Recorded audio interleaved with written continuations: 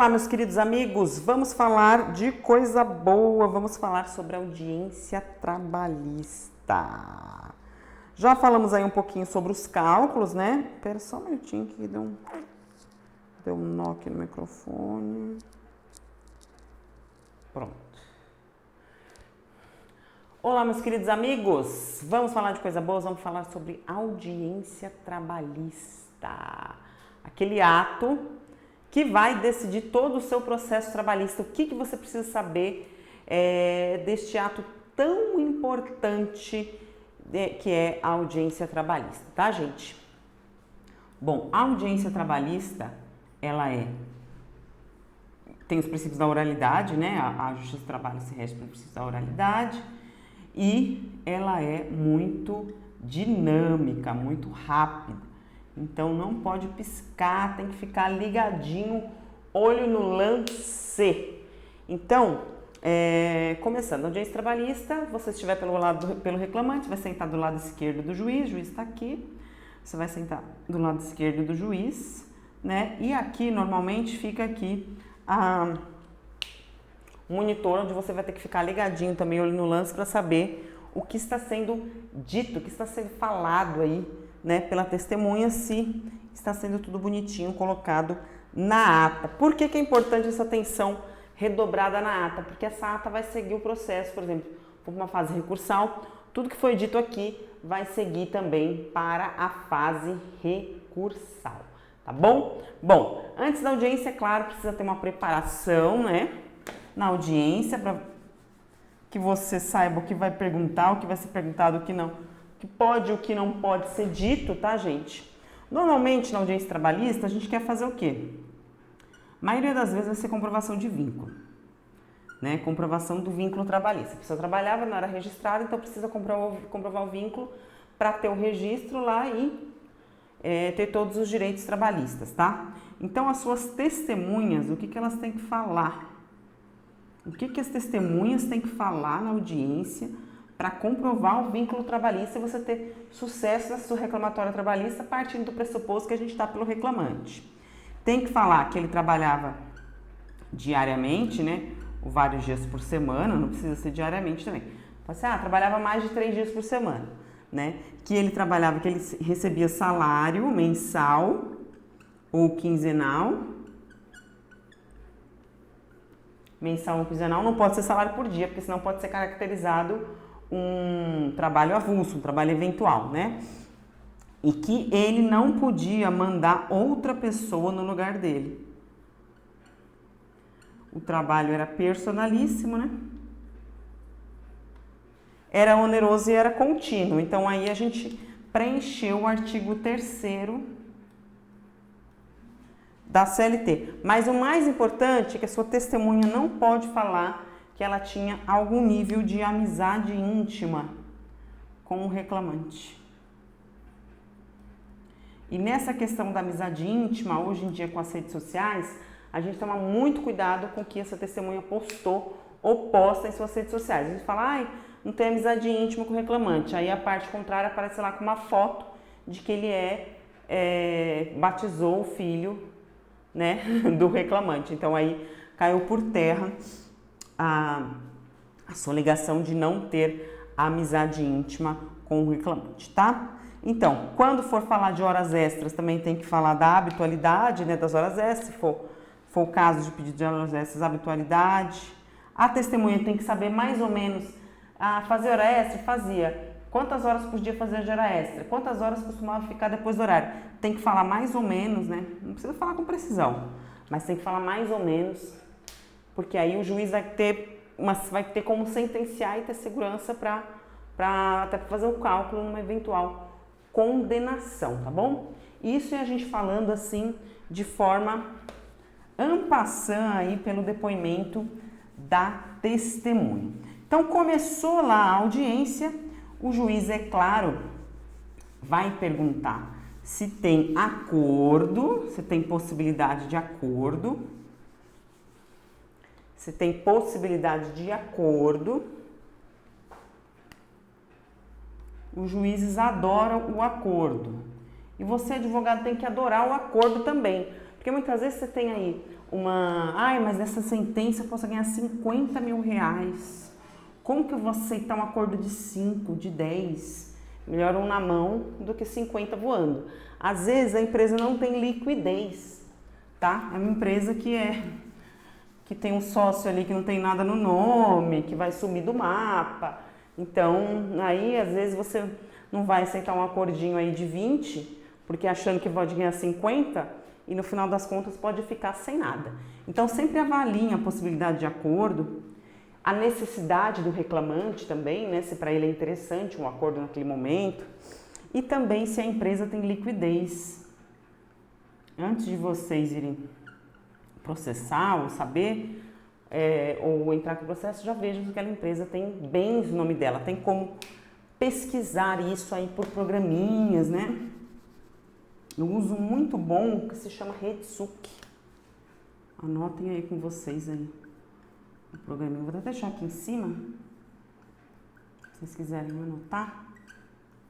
Muito bom que se chama RedSuc. Procurem depois. Não é tão caro, dá para ter no escritório de forma tranquila. Tá bom? Então pesquisem sempre se a empresa tem liquidez. Não havendo acordo, vamos partir para a instrução, né? Vai instruir, aí o que acontece? Vai ouvir as testemunhas primeiro. Bom, vamos falar agora de ordem de oitiva de testemunha, que é importante também vocês saberem. Sempre vai ser ouvida a testemunha do reclamante primeiro? Depende. Por exemplo, vamos dizer que nós estamos numa reclamação trabalhista. Nessa reclamação trabalhista, você está requerendo o vínculo e as verbas rescisórias, obviamente, né? Isso aqui é o dinheiro. O processo não paga conta, que paga conta é dinheiro. Então, a gente precisa pedir as verbas rescisórias. E aí, o que a gente vai fazer? Qual vai ser as duas possibilidades de defesa dessa empresa? Ou ela vai negar o vínculo, ou ela vai negar a prestação de serviço.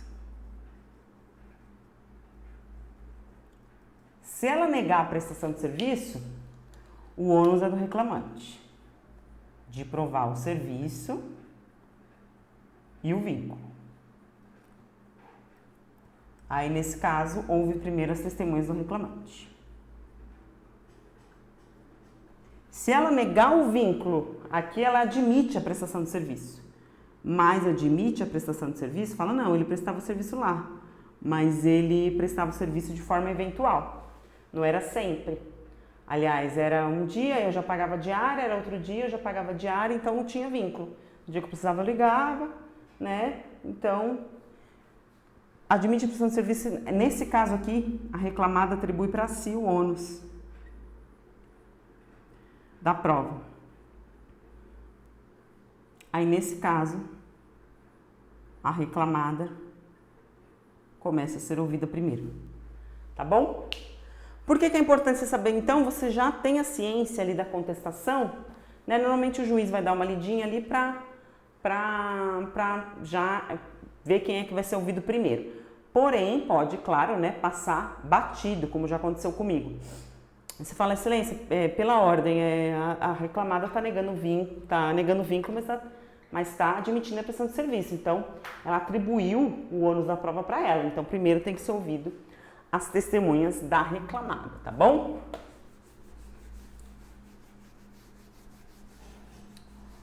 E a maioria das vezes é isso que vai acontecer quando a gente pede, quando a gente está numa reclamação trabalhista, tá? Aí, beleza, legal. Vamos dizer que vai ouvir as suas testemunhas, as testemunhas da reclamada primeiro. As testemunhas da reclamada primeiro. Qual é o momento de você oferecer a contradita? A testemunha vai chegar e vai começar vai ser qualificada, né? Tem um momento da qualificação, vai dar o nome, número do RG, endereço, né? Aqui você tem que oferecer a contradita, tá? Terminou a qualificação? Excelência, eu quero oferecer a contradita. Normalmente, nem terminou a qualificação, eu já estou querendo oferecer a contradita. Por quê? Porque se o juiz fizer a primeira pergunta, já precluiu. Preclui aqui. o seu direito de oferecer a contradita. Então, o juiz não pode falar, não, doutora, está precluso. Doutora, eu quero oferecer a contradita. Ele vai falar, só um minutinho, deixa eu só terminar a qualificação, doutora. Contradita por qual motivo? Ah, amizade íntima. Aí vai perguntar para a testemunha, o senhor é amigo íntimo da parte, tal, não sei o quê? Da reclamada, enfim, da empresa, do dono da empresa? Não, se você tiver alguma informação que o reclamante vai te passar, na hora você já pode perguntar para o reclamante, fala, você conhece esse cara? Ele é amigo do fulano? Ele é amigo do ciclano? Ele é amigo do gerente? Quem é esse cara? Qual que é? Né? E o reclamante já vai te passar ali e você vai passar essa informação pro juiz, tá bom? Se tiver prova da contradita, lindo, maravilhoso, né? Se o reclamante ficar sabendo antes quem vão ser as testemunhas, perfeito e lindo mesmo, que aí você já pode ter tempo para ficar juntando essa munição para você oferecer uma contradita e oferecer uma contradita ali firme e calçada em provas, tá bom? Porque aí você afasta a validade desse depoimento. Ou o juiz não ouve ou ele ouve na qualidade de informante. Outra coisa importante é que a testemunha é advertida, né? Aí, se a contradita não for acolhida, a testemunha vai ser advertida quanto ao crime de falso testemunho. Tem juiz que bota um pânico aqui nessa hora. Tinha um juiz aqui na comarca, ele botava um pânico. Né? Falava, olha, o senhor está aqui para falar a verdade, o senhor não está aqui para prestar favor para o fulano nem para o ciclano, o senhor está aqui como funcionário da justiça, e se o senhor mentir, o senhor vai preso, o senhor está me entendendo? Se o senhor mentir, o senhor vai preso, o senhor vai ser, preso não, ele fala assim, você vai ser processado criminalmente, e vai ter que pagar multa, viu? É o senhor que vai pagar multa, viu? É o senhor, não é o fulano nem o Beltrano, não. Tipo assim, era o seu que vai cair. Então, dá uma advertida aí, joga um pânico básico aí, para a testemunha não mentir, tá bom? E aí começa o depoimento da testemunha. Então, como eu já tinha adiantado lá no começo, começou o depoimento da testemunha, você já fica de olho na ata. O juiz normalmente vai começar as perguntas. Você fica de olho na ata para ver se está sendo fiel, né, ao que ele está falando. Você pode a qualquer momento levantar a mão e falar, excelência, pela ordem, né, não foi bem isso que foi dito pela testemunha, e tentar ali consertar o que está na ata. Como eu disse, a ata persegue o processo até sempre. Então, fiquem muito atentos à ata de audiência, tá bom? Quantas perguntas? Elaboração de perguntas. Elaboração de perguntas. Elaborar as perguntas é uma arte, tá? Por quê? Elas não podem ser diretas, né? Por exemplo, teve um caso aqui que a gente teve de uma fazenda que eu queria comprovar o vínculo da faxineira, né? Da menina que ficava lá limpando, fazendo comida para os demais trabalhadores da fazenda. Eu comecei perguntando para a testemunha quantas cabeças de gado tinham na propriedade. Aí o advogado da parte contrária falou, excelência, mas qual a relevância dessa pergunta? Né? Querendo que o juiz indeferisse a pergunta. E o juiz sabiamente falou para ele, falou, olha, doutor, eu não posso indeferir a pergunta porque eu não sei qual que é a linha de raciocínio da doutora, então deixa ela concluir. Aí eu perguntei quantas cabeças de gado tinham, quantos hectares tinha na fazenda, por quê? Eu queria comprovar que aquela fazenda, o que mais se cultivava na fazenda, precisava de outros trabalhadores, né? E que em tempo assim que tinha colheita ou plantação, que tinham que ficar outros trabalhadores ali durante várias semanas, o que implicava diretamente no trabalho da minha cliente. E aí consegui comprovar o vínculo assim. Então as perguntas têm que ser indiretas. A maioria das vezes tem que ser indiretas. O senhor sabe quanto ela ganhava? O senhor sabe se ela era contratada? O senhor viu? Se você perguntar dessa forma para a testemunha, ela fala, não vi, não sei. E pronto, você não vai aproveitar aquele testemunho. Então, pergunta de uma forma de que a prova vá se consolidando ali paulatinamente, né? De uma forma gradual, não direta. Porque se você perguntar diretamente, ele vai negar, né? Você não vai ter como comprovar que ele está mentindo e você perdeu a prova. Quando é importante você pedir o depoimento pessoal da parte. Sempre é bom pedir o depoimento pessoal da parte, tá?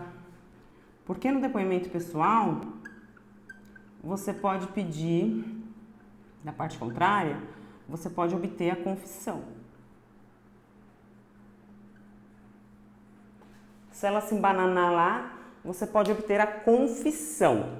Então, principalmente se for empresa grande, às vezes leva um preposto ali um pouco mais despreparado, com um estagiário de direito, a pessoa fica um pouco mais nervosa, ou se for, por exemplo, uma demanda doméstica, né, que a pessoa se exalta e aí às vezes acaba escorregando e você consegue uma confissão, tá bom? Então, sempre peço o depoimento pessoal.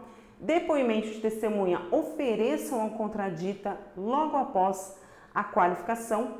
Fiquem ligados na ata. Se alguma pergunta sua que você fizer for indeferida, proteste, tá? Conseguindo os protestos em ata, tá? E no final da audiência será dado o momento para vocês fazerem requerimentos, né?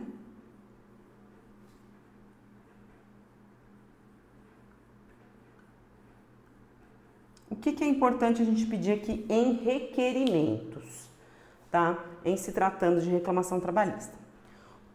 Vou dar um exemplo prático. Se você, por exemplo, teve uma empresa, a pessoa era registrada, CLT bonitinho, registro na CTPS, acontece muito, tá?